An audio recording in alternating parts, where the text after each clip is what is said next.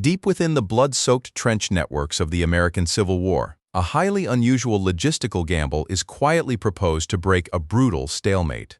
July 1864, outside the heavily fortified lines of Petersburg, Virginia, the Union Army is completely ground to a halt, confronted by an impenetrable maze of enemy earthworks, heavy wooden log spikes, and artillery emplacements. A regiment of elite Pennsylvania coal miners offers a radical, unprecedented engineering concept. They propose digging a massive subterranean corridor directly beneath the landscape, bypassing the surface defense grid entirely. On the surface layout, a lone canvas command tent layout sits nested behind a protective dirt mound, while a small horse-drawn supply wagon model moves slowly along a dusty gravel road network. The top-secret strategic complex operates under total camouflage, designed to strike a critical, unsuspecting fort bastion from the deep, dark depths of the earth. The miners swing into action, transforming the quiet battlefield into a complex underground industrial distribution hub, operating in total silence to avoid detection by the enemy listening posts.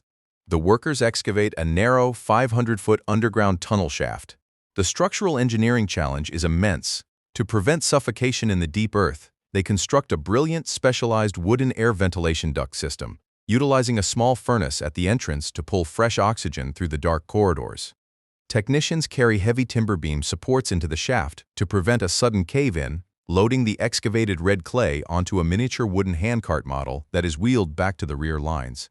The entire subterranean infrastructure grows hour by hour, running directly toward its final target destination pin, completely undetected by the forces pacing the ground above. By late July, the excavation reaches its terminal point directly beneath the enemy's feet. The miners carve out a large cross-shaped detonation chamber, packing the hollow void with an absolute mountain of explosives. They stack 320 individual wooden gunpowder barrel models, containing over 8,000 pounds of highly volatile black powder.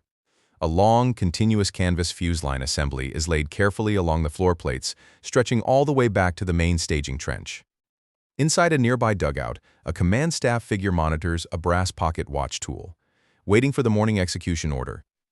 The underlying design relies on total shock value, a massive blast meant to shatter the line and clear a wide path for the waiting assault columns to march through. At exactly 4 o'clock in the morning, the fuse sparks inside the chamber, and the earth simply disintegrates. A blinding flash of fire erupts, a monumental thermal emission accent that launches thousands of tons of dirt, timber defenses, and heavy artillery pieces high into the atmosphere. The shock wave is absolute, registering across the entire Petersburg sector. When the smoke finally clears, a scene of incredible structural disaster is revealed. The enemy fort bastion has vanished entirely, replaced by a colossal crater blast zone measuring over 170 feet long and 30 feet deep. The local defense architecture is completely shattered, creating a massive breach in the line, an open gateway that should spell immediate victory for the Union assault columns. But as the Blue regiments charge forward, a catastrophic breakdown in tactical command occurs due to an abrupt change in leadership and a complete failure of communication.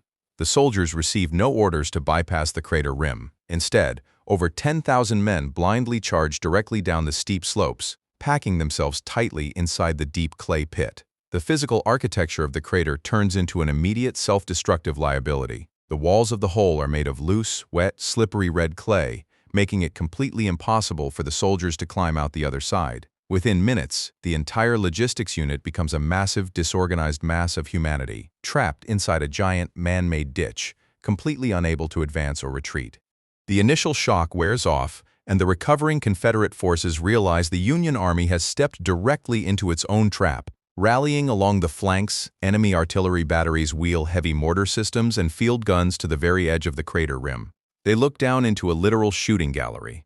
In a brutal display of tactical execution, they unleash a devastating crossfire network, raining mortar shells and musket volleys directly down into the helpless mass of blue uniforms. The Union Division faces a horrifying survival paradox. Every attempt to pack more men into the hole to support the front lines only increases the density of the slaughterhouse. A trailing rescue boat wagon model carrying backup ammunition tries to reach the edge, but is blown to pieces by a defensive shell blast.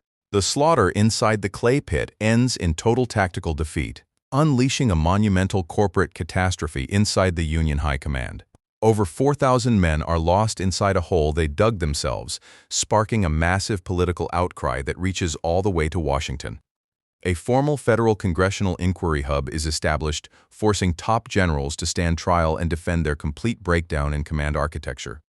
The legal trials review every map layout, every mining log, and the unyielding engineering data of the blast tunnel. The final liability verdict brands the operation a stupendous failure, exposing a rigid, pride-driven military culture that turned a brilliant technological victory into an absolute graveyard. The crater site remains a dark, permanent scar on the Virginia landscape, a silent monument to a day when an army built its own execution chamber and walked right inside